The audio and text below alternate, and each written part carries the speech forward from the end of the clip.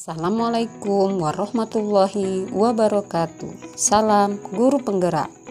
Pada kesempatan kali ini, saya Somel Yunita, CGP Angkatan 9 dari Kabupaten Bengkulu Utara akan memaparkan kesimpulan dan refleksi pemikiran Ki Hajar Dewantara pada tugas koneksi antar materi modul 1. Saya akan merefleksi diri saya melalui 3 pertanyaan berikut. Yang pertama, apa yang saya percaya tentang murid dan pembelajaran di kelas sebelum saya mempelajari modul 1.1? Yang kedua, apa yang berubah dari pemikiran atau perilaku saya setelah mempelajari modul ini? Dan yang ketiga, apa yang dapat segera saya terapkan lebih baik agar kelas saya mencerminkan pemikiran Ki Hajar Dewantara? Saya percaya tentang murid dan pembelajaran di kelas sebelum saya mempelajari modul 1.1 bahwa guru mendominasi pembelajaran atau teacher center. Dalam pembelajaran ini, saya terlalu banyak ceramah dan siswanya hanya duduk, diam, dan mendengarkan. Kedua, pembelajaran terfokus pada ketercapaian materi dan KKM atau mengutamakan aspek kognitif anak. Padahal di sini saya sering lupa bahwa pendidikan bukan hanya soal mentransfer ilmu saja, tapi sejatinya ada aspek lain yang perlu diperhatikan dalam belajar. Ketiga, guru kurang memahami karakteristik anak. Saya cenderung menyamaratakan kemampuan anak dengan melakukan pembelajaran yang sesuai zona nyaman saya, tanpa memperhatikan perbedaan anak. Dan yang keempat, siswa pasif dan motivasi belajar siswa rendah. Di sini saya sering merasakan saat saya menjelaskan materi, mereka lesu dan tidak bersemangat. Dan saat saya menanyakan kepada anak-anak apakah ada pertanyaan, mereka hanya diam. Dan fokus yang kelima, suasana kelas yang tertib, tenang, dan anak-anak yang memahami materi adalah fokus utama guru. Berikut adalah gambaran kelas saya sebelum saya mempelajari modul 1.1.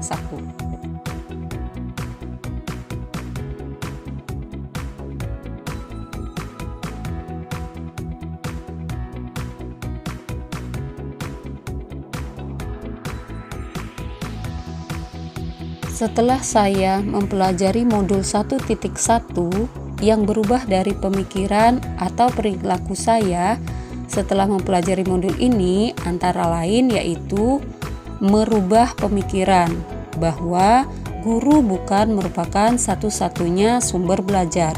Apapun yang ada di sekitar kita bisa digunakan sebagai sumber belajar anak. Tugas guru adalah menuntun mana yang baik dan tidak baik. Kedua, pembelajaran berpusat pada anak. Dengan aktivitas pembelajaran berpusat pada anak, maka anak akan lebih aktif karena terlibat dalam proses pembelajaran sehingga mereka dapat mengkonstruksi pengetahuannya. Dan yang ketiga, menghargai setiap karakteristik belajar anak. Anak terlahir berbeda, setiap individu memiliki keunikannya masing-masing. Saya sadar dengan adanya perbedaan ini akan membuat pembelajaran lebih berwarna. Selain itu, setelah mempelajari modul 1.1 ini, saya juga dapat merubah perilaku saya, antara lain mengemas pembelajaran secara menarik agar motivasi belajar siswa meningkat. Kedua, memberikan kebebasan kepada anak untuk menyelesaikan setiap tugas sesuai dengan minat, bakat, dan kreativitasnya masing-masing. Ketiga, lebih cermat melihat bakat anak, yaitu dengan menuntun sesuai dengan kodrat mereka masing-masing. Kemudian, agar kelas saya mencerminkan pemikiran Ki Hajar Dewantara, maka penerapan yang akan saya terapkan di kelas yaitu: pertama, merancang pembelajaran yang interaktif dan menyenangkan dengan melibatkan peserta didik. Kedua, menerapkan pembelajaran berbasis kearifan lokal dan budaya setempat. Ketiga, menerapkan konsep merdeka belajar dan mengintegrasikan setiap pembelajaran dengan pencapaian profil pelajar Pancasila. Keempat, pembelajaran yang mengutamakan aspek budi pekerti. Kelima, menerapkan sistem AMON, yaitu pendidikan yang menuntun, bukan menuntut. Keenam, pembelajaran yang sesuai dengan kodrat alam dan kodrat zaman. Ketujuh, mengintegrasikan permainan dalam pembelajaran. Kesimpulan yang dapat saya sampaikan dari dasar-dasar pemikiran Ki Hajar Dewantara yang bisa kita terapkan di kelas yaitu: pertama, pendidikan adalah menuntun anak sesuai dengan minat dan bakatnya. Kedua, pendidikan bukan hanya ilmu akademis saja, namun perlu penanaman budi pekerti yang baik. Dan yang ketiga, yaitu pendidikan sejatinya adalah berhamba pada anak. Demikianlah pemaparan saya tentang koneksi antar materi pemikiran filosofis Ki Hajar Dewantara.